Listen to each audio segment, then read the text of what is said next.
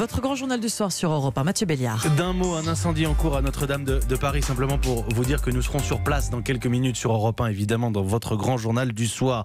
Bonsoir Sonia Mabrouk. Bonsoir Mathieu, bonsoir à tous. Votre invité ce soir, le directeur de campagne des Républicains pour les Européennes, Geoffroy Didier, qui est vice-président Les Républicains de la région Île-de-France. Au programme de votre interview, la campagne des Européennes, bien sûr, et l'allocution dans moins d'une heure désormais du président de la République. Bonsoir Geoffroy Didier. Bonsoir Sonia Mabrouk. Qu'est-ce qui est en jeu selon vous ce soir à partir de 20h ? J'écoutais Thierry, qui était l'un des auditeurs sur cette antenne il y a quelques instants, et ce qu'il voulait dire, c'est n'oublions pas le message originel des Gilets jaunes. C'est bien cette colère fiscale légitime qui a animé ce mouvement qui a émergé il y a maintenant plus de 20 semaines. Et ce que j'attends d'Emmanuel Macron ce soir, ce sont avant tout des réponses concrètes, sonnantes et trébuchantes, c'est-à-dire qu'il fasse marche arrière sur les hausses d'impôts insupportable auquel il a procédé depuis maintenant 2 ans. Ça veut dire quoi concrètement, Sonia Mabrouk ? Justement, vous dites marche arrière, mais pas de changement de cap, pas de rupture, pas de tournant. Si, mais déjà un tournant fiscal. Parce que je me souviens que pendant la campagne présidentielle, il avait promis de baisser de 10 milliards d'euros les impôts des ménages et des entreprises. Vous êtes bien placé pour savoir que c'est l'arlésienne de tous les gouvernements, les baisses d'impôts. Vous le savez aussi, n'est-ce pas ? Oui, mais le problème, c'est qu'aujourd'hui, la parole publique est devenue une langue morte parce qu'Emmanuel Macron, comme d'autres, la défie en n'étant pas à la hauteur dans les actes de ce qui est dit durant la campagne. Et surtout, ne l'oublions pas, il avait proposé de baisser de 10 milliards d'euros les impôts sur les ménages comme sur les entreprises. Résultat des courses, moins de 2 ans après avoir accédé à l'Élysée, il les a augmentés de 5 milliards sur les seuls ménages. On va voir ce qu'il en sera ce soir. Geoffroy Didier, on a l'impression que chacun est déjà prêt à camper un personnage. L'opposition va forcément critiquer, la majorité forcément approuver. Est-ce que c'est illusoire de vous demander ce soir de sortir de ces chemins, justement, de ces sentiers battus et de penser davantage à notre pays et pas à l'opposition qui critique toujours ? Mais bien sûr. Et je ne l'ai pas d'ailleurs critiqué en vous disant que j'attendais de lui qu'il baisse les impôts que les Français ne peuvent plus payer.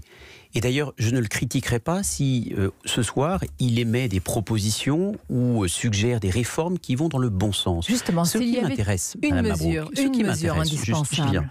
Ce qui m'intéresse, ce n'est pas de critiquer Emmanuel Macron, et je ne souhaite pas que l'opposition républicaine se résume à l'anti-Macron. Ce qui m'intéresse, et notre responsabilité au sein des Républicains dès maintenant, c'est de préparer l'après-Macron. Et c'est bien la singularité des Républicains par rapport à la France insoumise ou par rapport au Rassemblement national, c'est que nous avons vocation à être un parti de gouvernement et donc à être l'alternative républicaine et non seulement l'opposition. En attendant cela, s'il y avait une mesure, un symbole indispensable ce soir, une annonce sur laquelle le président ne peut pas et ne doit pas faire l'impasse, quelle serait cette annonce ? C'est une annonce qui concerne les retraités, puisque je souhaite que l'on sanctuarise les pensions de retraite. Pourquoi ?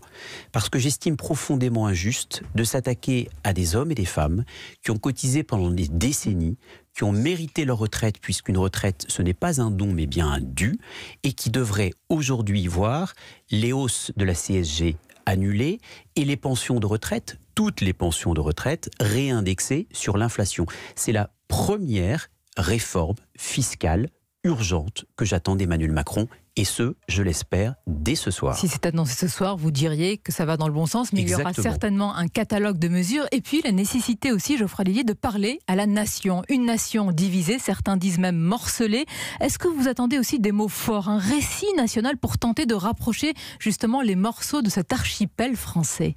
Oui, mais encore faut-il, pour que ces mots aient un sens, qu'Emmanuel Macron ait pris la mesure de ce qui se passe dans notre pays. Ce n'est pas le cas, vous pensez ? Non, je ne le crois pas. Après ces mois de crise sociale, ces violences, ces images ? Je crains qu'Emmanuel Macron ne comprenne pas ce qui est en train de se dérouler dans notre pays, c'est-à-dire un communautarisme qui est en train de grignoter la société française et qui fait d'elle un archipel, une série de tribus, alors qu'il faut précisément aujourd'hui, par du patriotisme, par un vivre ensemble, mais pas juste le mot éculé ou le mot valise, mais des actes concrets qui vont permettre effectivement de créer un récit national. Mais je vais vous dire pourquoi je suis inquiet là-dessus. C'est parce qu'au fond, je ne sais pas où Emmanuel Macron nous emmène. Je n'ai toujours pas compris, après 2 années d'Élysée, Où est-ce qu'il nous emmène et quelle est sa vision de la société? Peut-être aurons-nous une réponse France ce soir. Veut-il que nous vivions dans 20 ans ou dans 30 ans? On en oublierait presque, Geoffroy Didier, que nous sommes en pleine campagne des européennes. Est-ce que tout cela, justement, interfère avec cette campagne, avec cette élection à venir? En tout cas, je crois que les défis de société que nous avons à relever au sein de l'Union européenne, comme le défi migratoire, comme l'écologie, sont tellement importants qu'il serait hors de question pour moi qu'Emmanuel Macron songe à les étouffer. J'espère qu'Emmanuel Macron va régler rapidement le problème des Gilets jaunes pour que les Français puissent s'intéresser à la question européenne. Vous convenez quand même que c'est peut-être une 40 années de conservatisme qui ont aussi entraîné à ces explosions de violence et cette crise sociale, non? Bien sûr, mais vous savez, quand on dit qu'on paye 30 ans ou 40 ans d'inertie ou d'erreur, il y a eu des gouvernements qui ont fait plus d'erreurs que d'autres. Je pense qu'aujourd'hui, nous payons par exemple les 35 heures, erreur socialiste qui nous a tous nivelés vers le bas, alors qu'il faut redonner du sens au travail, mais pour au les mérite et au impôts, effort. malheureusement, tous les gouvernements ont alourdi la barque, si je puis dire. Par exemple, pour être concret, je souhaite aujourd'hui que nous revalorisions le travail en demandant 5 heures d'activité d'intérêt général par semaine pour les attributaires du RSA, parce que dans notre société, ceux qui sont sur le côté doivent avoir droit à la solidarité, mais la solidarité donne aussi des devoirs. J'en reviens aux européennes. Geoffroy Didier, il y a plutôt de bonnes nouvelles pour vous dans cette campagne, avec une bonne dynamique pour votre candidat François-Xavier Bellamy qui progresse. Ça va contribuer, selon vous, à calmer tous ceux qui, notamment à ce micro, sont venus, faisant partie de votre camp LR au début, le critiquer et critiquer le choix de Laurent Wauquiez. Vous observerez que lorsque la politique est une dynamique, elle opère un cercle vertueux avec des critiques qui se taisent. Et je crois que nos sympathisants, tous ceux qui croient au fait que la droite doit exister dans ce pays et peut devenir une alternative, ont avant tout l'envie d'une unité. Et donc, cette unité est en train de se construire autour d'une dynamique politique, mais surtout autour d'un message. C'est que, à droite, nous ne voulons plus subir.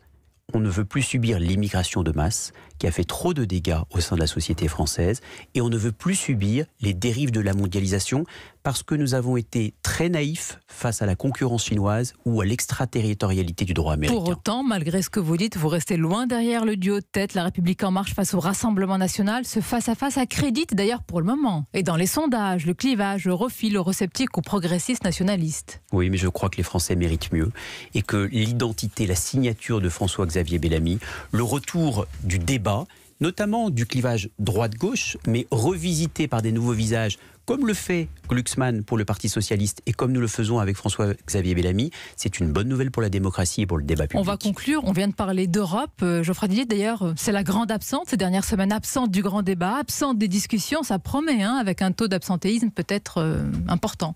Je ne le crois pas parce que dans les prochaines semaines, nous allons faire surgir le débat européen et les Français comprennent parfaitement que, par exemple, pour maîtriser les flux migratoires, il ne suffit pas d'avoir une réponse franco-française, mais le débat est bien européen sur des questions et des défis de société donc sur l'Europe. Majeurs. Pour l'heure, ce sera dans un peu plus d'une demi-heure l'allocution d'Emmanuel Macron. Merci d'avoir été notre invité, Geoffroy Didier. Merci à vous.